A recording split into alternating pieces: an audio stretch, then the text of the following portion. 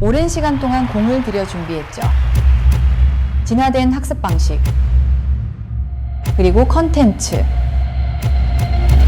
지금 보여드립니다.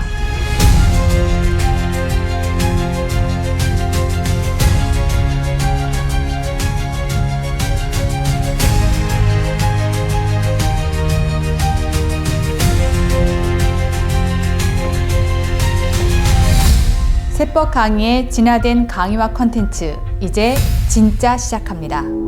오랜 시간 동안 공을 들여 준비한 진화된 학습 방식의 세법 강의와 컨텐츠를 지금부터 하나둘씩 펼쳐보이기 시작하겠습니다. 1차 객관식 시험은 회계사 시험, 세무사 시험 둘 다 계산형 문제와 서술형 문제로 구성이 되어 있는데 의외로 서술형 문제의 비중이 좀 높은 편입니다. 세무사 시험은 60에서 70%를 차지할 정도로 상당히 높은 비중을 차지하고 있기 때문에 계산형 문제풀이가 좀 어렵긴 하지만 서술형 문제풀이가 완벽하게 대비되어 있지 않다면 1차의 허들을 넘기가 좀 어려운 시험이 되겠고요.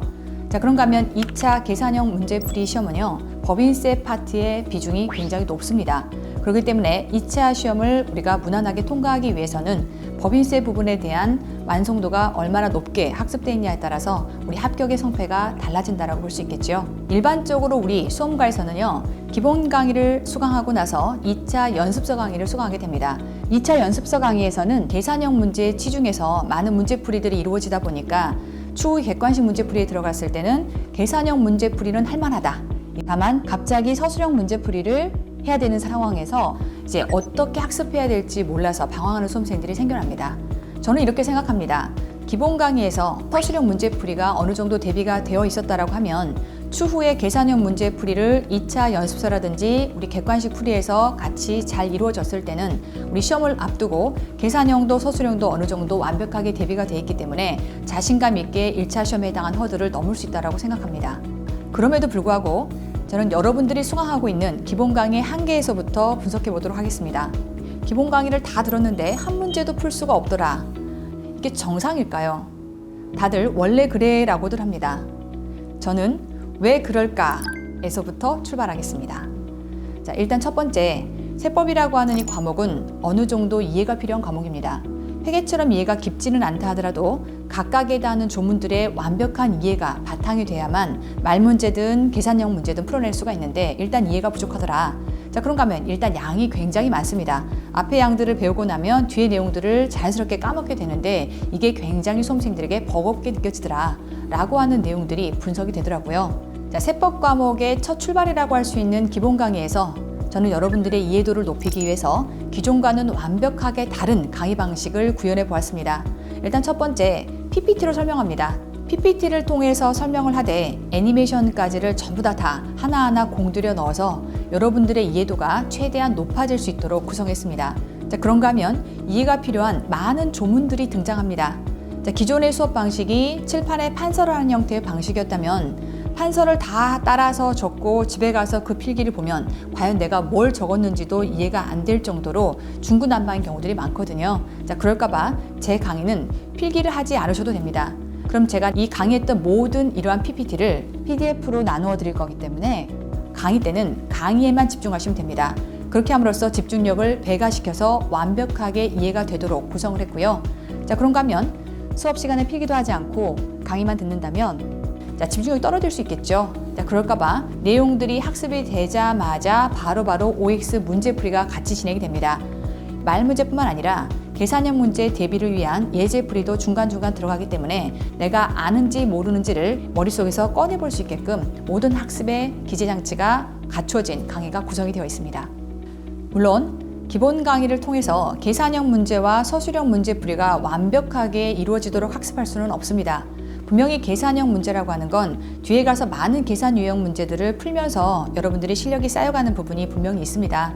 하지만 적어도 기본 강의를 들었는데 아무런 문제를 풀 수가 없더라 라고 하는 건 많은 수험생들에게 자괴감을 남기죠. 자, 그렇기 때문에 적어도 기본 강의를 수강하고 나면 서술형 문제풀이만큼은 완벽하게 정복이 될 수 있게끔 이렇게 컨텐츠를 구성했습니다.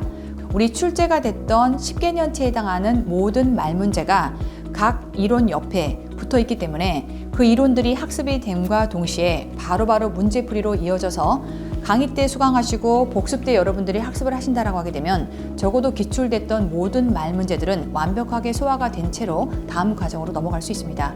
우리의 목표는 정확합니다. 기본 강의를 통해서 모든 것들을 다 양손에 쥘 수는 없지만 적어도 서술형 문제풀이는 적어도 할만하다라고 하는 이런 말들이 나올 수 있을 겁니다. 그런가 하면 저는 여러분에게 묻고 싶습니다.